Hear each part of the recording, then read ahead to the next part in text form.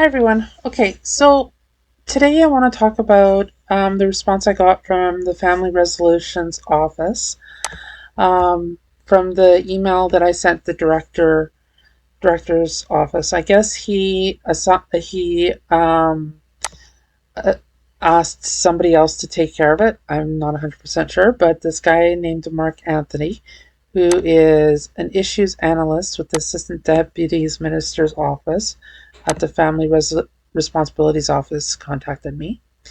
And he said, "Hello, Susan. Thank you for your message to the Family Resolutions Office. Your inquiry is important to us, and I've asked Nicole, a resolutions officer with the Assistant Deputy Minister's Office at FRO, to contact you to assist further. Please expect to follow up within the next 2 business days." Okay, now keep in mind that um, FRO has taken the majority of my EI.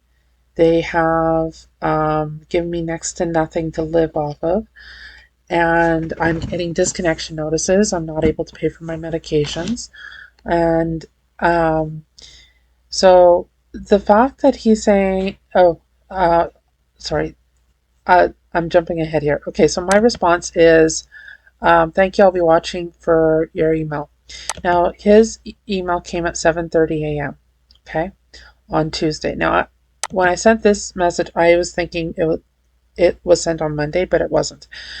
I said, "Hello, it's now been 48 hours since I received your email. I've not been contacted by the resolutions officer in regards to this matter, and I can be reached by email at this address. I'll be contacting the director's office again tonight if I do not hear back." Well, he responded saying, "Thank you for following up with us. While I appreciate that you might be anxious to have your situation addressed, I would kindly ask that you allow us 2 full business days for Nicole to review your original concerns and follow up with you.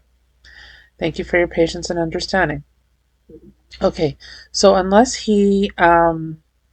they work late into the evening, because right now it is almost 8 o'clock Central Time. So unless they're working late into the evening or overnight, it has now been 2 full business days. Because when they get into the office, um, it'll be probably 7:30 again, right? So, all right. So because of that, I chose to go ahead with emailing the director. And I said, this is the email that I'm sending him. "Hello, in response to my previous communication to your office, I received an email from Mark Anthony at the Assistant Deputy Minister's Office on Tuesday, August 11th, 2026 at 7:30 a.m. Central Time. He indicated that I would be receiving communication from Nicole, Resolutions Officer, um, within 2 business days. Tomorrow morning will be a full 48 hours, and while I don't think or expect your office to work this late or overnight, I have not received communication from Nicole. Presently, due to the Family Responsibilities Office taking over half my EI check, I am now presently unable to afford my medication, which includes, but is not limited to, my inhaler for breathing along with other medications. Should I go into an asthma attack or have to call the ambulance, who will be paying for it? Will FRO pay for it because they denied me the means to obtain the medication, potentially causing harm or possibly fatal?"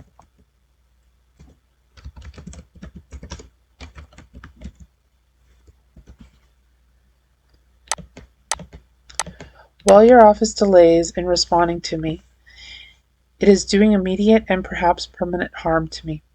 It is clear your office does not care about the individuals your office chooses to attack. That is clear when you take over half of somebody's employment insurance payments, leaving them with less than $300 a week to live off of and pay bills with. In this situation, the harm your office has caused due to being unable to afford simple basics has caused my health to deteriorate. I now have a doctor's note stating I cannot work.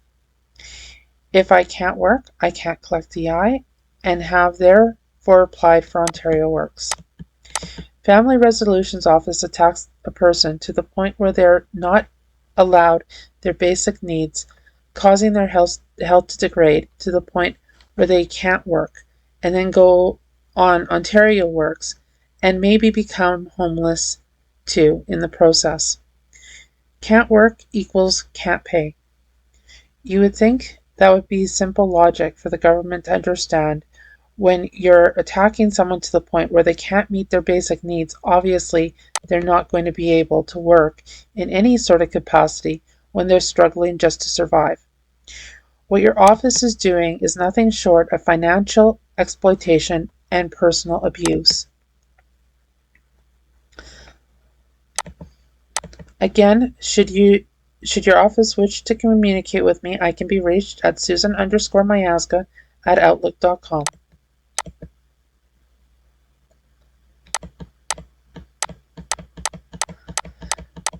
Tomorrow I will probably start reaching out to different media stations, different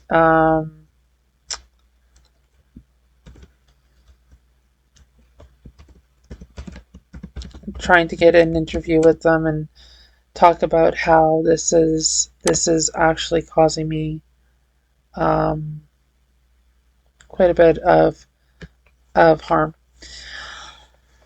and the full extent of going into detail on the harm that it actually is causing. And tomorrow also I will be making another video talking about my application to Ontario Works and how Ontario Works is possibly delaying the application and why I think that. So we'll talk again tomorrow.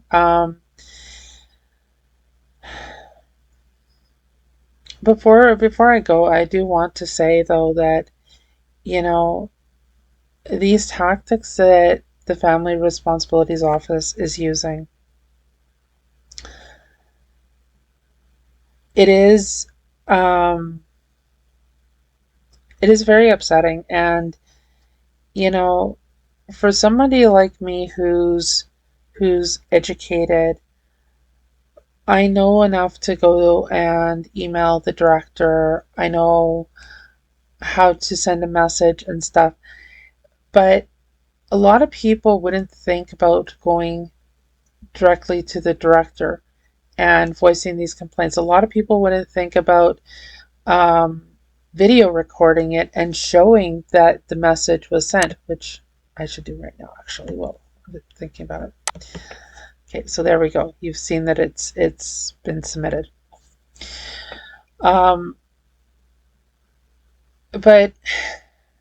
even still, you know, like a couple days ago, I went onto the Service Canada website and I saw that the Family Responsibilities Office took over half of my EI check now, because I've been off work for a couple months now, and I haven't really received anything from FRO, or not from FRO, from EI. And the reason I didn't receive was because the provincial government was delayed with sending in my ROE. Well, that has since been resolved. Unfortunately, FRO decided that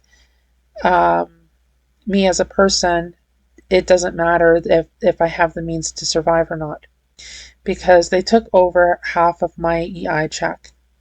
And so I'm not able to meet my bills. I don't know how I'm going to be getting any sort of medication, including my inhaler. And I mean, like, I was on quite a few, well, I was on a few different medications, one for weight loss and cholesterol, the other one for, you know, breathing, my inhaler. And so to stop those medications all of a sudden, and um, impacts a person's body, especially when they've been on it for over a year, right? And which I have. So the impact that that had on my body over the weekend was extreme, and I'm still feeling it. Um, but this, but a couple days ago, I think it was Monday, not 100% sure. But I was down at a bridge near the area, and as I'm looking over the water, the thought occurred to me, it would be so simple to just end things and put an end to all the attacks from Manitoba and FRO and everything. And um, it was really upsetting that that thought even crossed my mind, because a week or so previous to um, finding out FRO was going to take over half my payments, I was actually starting to feel like things might start getting better. And um, then then this latest attack came, and it was clear that things aren't going to get better. And as I'm looking over the water, thinking, if things aren't going to get better, then there's just no point, because I can't meet my bills. I don't even have the basic needs to survive. And um, and what kind of quality of life can you have with that, right? And um, as I'm standing there thinking about all this, I thought, well, I'm going to try to apply for Ontario Works. But for me to do that, I would need a doctor's note, because I am on EI right now, and Ontario Works will not accept anybody who's on EI, but EI will not cover somebody if they're not able and available to work, right? Um, so I went to the doctor, and I got a note saying that no, I'm not able to work right now. And that is largely due to the stress that FRO is putting on me right now. And you would think that, like I said in the letter to the director, you think that that would be common sense, that if you're not permitting a person means to obtain their basic needs and means to survive in a way that has quality to their life, then um, then clearly they're not going to be in either a physical or mental state where they actually can work. Um, Now, I'm not going to go into my health or anything like that in this video. I might in later videos, we'll see. But I will say that in both Manitoba and Ontario, well, I believe still in Manitoba. I haven't really been keeping up with the news, unfortunately. But I believe the forest fires are still going on in Manitoba. I know they definitely are in northwestern Ontario. And I'm allergic to smoke. So if the wind changes, or if too much smoke comes this way, I will be going into an asthma attack. There's just no two ways around it. And um, if that happens and I don't have my inhaler, well, hopefully I'll be able to dial 911, and hopefully the ambulance gets here in time. Otherwise, I'm SOL, right? Um, and that's where I said to the director, the FRO's delay with trying to resolve this matter could be fatal for me in more ways than one. And um,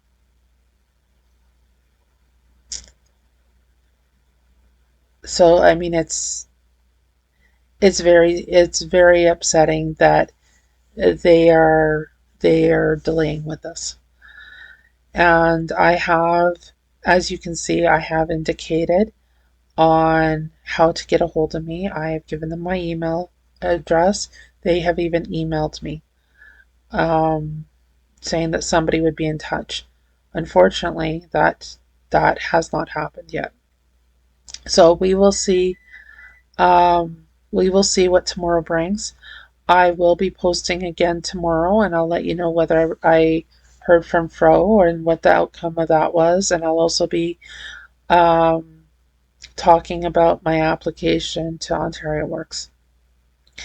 Anyways, you guys have a good night, and we will talk again tomorrow.